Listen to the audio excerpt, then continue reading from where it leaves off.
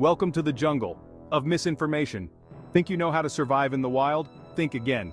The wilderness is a harsh, unforgiving environment, and believing in survival myths can literally mean the difference between life and death. We've all heard them, those age-old survival tips passed down through generations. But what if I told you that some of these widely accepted truths are nothing more than dangerous misconceptions? In this video, we're diving headfirst into the perilous world of survival myths, separating fact from fiction to equip you with the knowledge to make it out alive. Let's address the elephant, or rather the bladder, in the room. The topic of drinking your own urine is one that has been surrounded by myths and misconceptions for ages. Drinking your own urine when you're desperate for hydration might seem like a viable option, a last resort in a desperate situation. The idea often comes up in survival scenarios where every drop of liquid seems precious. You've probably seen it in movies or heard it whispered around campfires. But let me tell you, this myth is one you don't want to put to the test. The reality is far from what Hollywood portrays.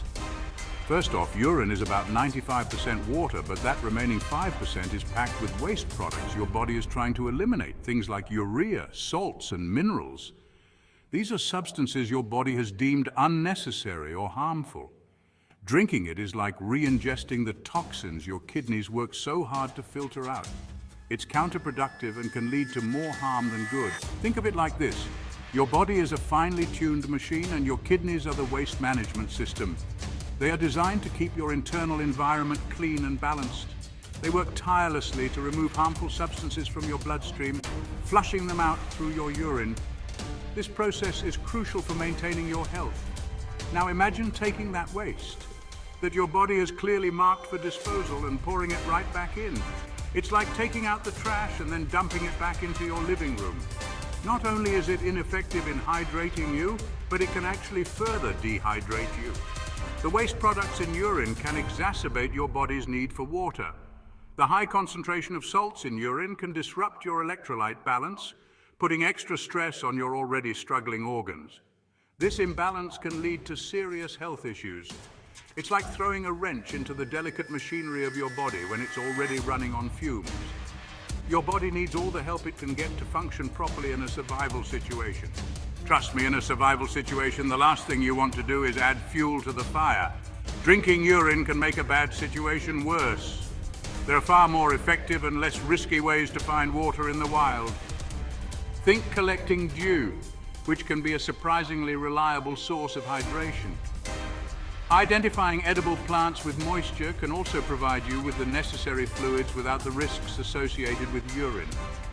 Or even creating a solar still to extract water from the ground. This method uses the sun's energy to collect water vapor, which then condenses into drinkable water.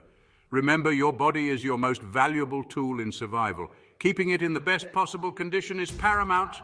Don't jeopardize its well-being with dangerous myths. Stick to proven methods of hydration. Stay hydrated the right way and leave the urine out of it. Your health and survival depend on making the right choices. We've all seen it in movies. Someone gets bitten by a venomous snake and their quick-thinking companion heroically sucks out the venom, saving the day. It's a classic trope that adds tension and excitement to the storyline. It's a dramatic scene, sure, but the reality is far less glamorous and far more dangerous. In real life, snake bites are medical emergencies that require immediate and proper treatment. The truth is, sucking venom out of a snake bite is not only ineffective, but can also cause more harm than good. The venom is injected with incredible pressure and speed. First and foremost, by the time you see the bite, the venom has likely already entered the bloodstream. This means that any attempt to suck it out is futile. Snake venom is injected with incredible pressure and speed, often spreading through the lymphatic system within seconds. This rapid spread makes it nearly impossible to remove the venom manually. Trying to suck it out is like trying to remove a drop of ink from the swimming pool. It's simply not going to work. The venom disperses too quickly and too widely. Moreover, cutting the bite or attempting to suck out the venom can introduce bacteria into the wound, increasing the risk of infection. This can lead to severe complications and make the situation even worse. Not to mention, if you happen to have any cuts or sores in your mouth, you could end up poisoning yourself with the venom. This is an additional risk that many people don't consider. Instead of resorting to outdated and dangerous methods, focus on what actually works, remaining calm, immobilizing the affected limb, and keeping it at or below heart level to slow the spread of venom, and getting medical help as quickly as possible. Call emergency services immediately and follow their instructions while you wait for help to arrive. Time is of the essence when it comes to snake bites, and your priority should always be to seek professional medical attention. The faster you get to a hospital, the better your chances of recovery. Remember, Hollywood drama doesn't always translate to real-life survival. What looks heroic on screen can be dangerous and ineffective in reality. When it comes to snake bites, knowledge and swift action are your best allies. Educate yourself on proper first aid techniques and always prioritize getting professional medical help. Chapter 3. Mossy Misconceptions Debunking the North Star Myth. Lost in the woods? You might have heard that moss always grows on the north side of trees, offering a handy navigational tool. While it's true that moss prefers damp, shady conditions, relying solely on this myth to find your way could lead you further astray. The reality is that moss can grow on any side of a tree, depending on the surrounding environment. Factors like sunlight exposure, prevailing winds, and moisture levels play a much larger role in determining moss growth than cardinal directions. Think about it. In a dense forest, sunlight might be scarce, allowing moss to thrive on all sides of a tree. Similarly, in a valley where moisture collects on a particular side, moss might favor that direction regardless of its orientation to north. Instead of relying on this unreliable myth, focus on learning more dependable navigation techniques. Observe the sun's position in the sky, learn to use a compass, or familiarize yourself with celestial navigation using the stars. Remember, survival in the wild depends on accurate information. Don't let mossy misconceptions lead you down the wrong path. Arm yourself with knowledge and navigate your way to safety. Chapter 4. Playing dead with bears, when to drop and when to run. Encountering a bear in the wild can be a heart-stopping experience, and the age-old advice of playing dead might seem like the safest course of action. While playing dead can be effective in certain situations, it's not a foolproof strategy and could actually increase your risk of attack depending on the type of bear and the situation. Understanding the nuances of bear behavior is essential. First, it's crucial to distinguish between types of bear encounters. Different bears have different behaviors, and knowing these can make a significant difference. If you stumble upon a bear that's surprised or simply passing through, slowly backing away while talking calmly might be enough to avoid conflict. This approach helps to show the bear that you are not a threat. However, if a bear is actively stalking you or exhibiting aggressive behavior, playing dead might be your best bet, especially if it's a brown bear or grizzly. These bears are more territorial and might see you as a threat. These bears are more likely to engage in a predatory attack, and playing dead might convince them you're not a threat. Lying still and protecting your vital organs can sometimes make the bear lose interest. On the other hand, if you encounter a black bear that's acting aggressively, playing dead could be interpreted as a sign of submission, making you an easier target. Black bears are generally less aggressive but can be more curious. In such scenarios, it's crucial to fight back using whatever you can as a weapon. Make yourself appear larger, shout, and use sticks or rocks to defend yourself. Remember, understanding bear behavior and knowing when to play dead versus when to fight back is crucial for survival. Each situation is unique and requires a different approach.